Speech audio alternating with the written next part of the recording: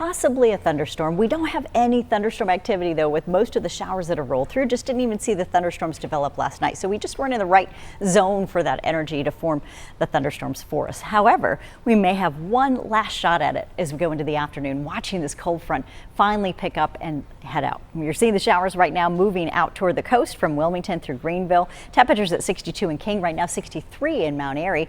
We've got you with 68 degrees in North Wilkesboro to 64 in Greensboro and 66 in Winston-Salem right now. Some cloud thinning. You're beginning to see some of that sunshine trying to break out over parts of Wilkes County. We'll show you some of those weather cameras coming up, but light showers right now over the Piedmont Triad. And you can see the difference here between our 920-foot scan and our other scan, just showing a little bit more activity in the cloud tops.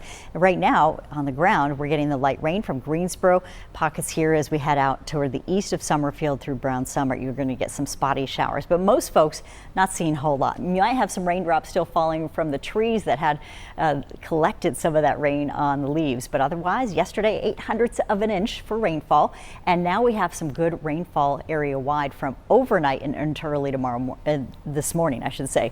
You can see here the estimated rainfall totals heaviest across parts of the southern triad.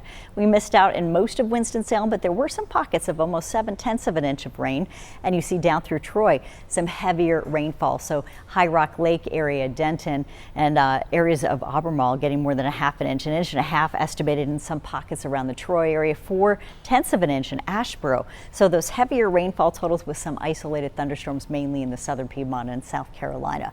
Rainfall totals of about 0.4 of an inch in the last 24 hours from King, estimated there in Blowing Rock at 0.3 of an inch and only 1/10 of an inch in Sparta. So a lot of have-nots as well. Here's the latest drought update from last week. You can see how we continue to spread that extreme drought concern all the way up into Virginia now, and that it covers all of the foothills as well. So we are seeing expansion of the drought based on the data that was taken up through Tuesday of this week.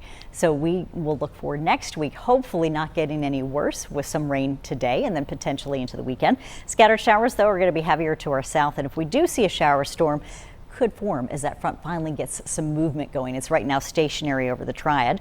That happens between about 4 and 5 o'clock, we believe, this evening. Could just mean a couple of showers for us too. May not produce those thunderstorms. We just haven't seen them evolve today as well. We have a little bit energy left over, and that means temperatures as they clear out will be in the 50s and 60s a little later tonight, but that rain chance is mainly south of us as we go into the dinner hour.